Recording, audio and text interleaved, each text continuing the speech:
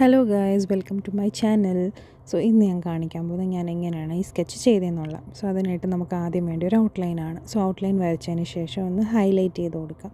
So അതിനായിട്ട് ഞാൻ എടുക്കുന്ന ഒരു ഓറഞ്ച് ഷെയ്ഡാണ്, ലൈറ്റ് കളർ. സോ അത് ജസ്റ്റ് ബോർഡർ മാത്രം വരച്ചു കൊടുക്കുകയാണ്.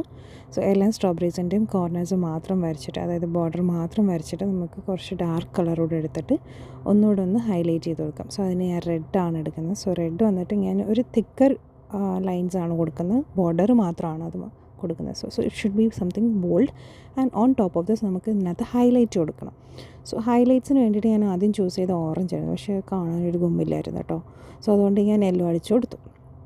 സോ യെല്ലോ അടിച്ചതിന് ശേഷം ഞാൻ അതിൻ്റെ മുകളിൽ റെഡ് അടിച്ചു. സോ ബ്ലെൻഡ് ചെയ്തു.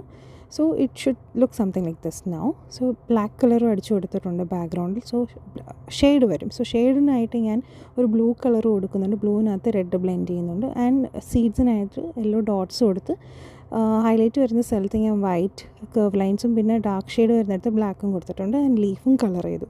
So it look something like this. ഇഷ്ടപ്പെട്ടെങ്കിൽ സബ്സ്ക്രൈബ് ചെയ്യുക. Thank you.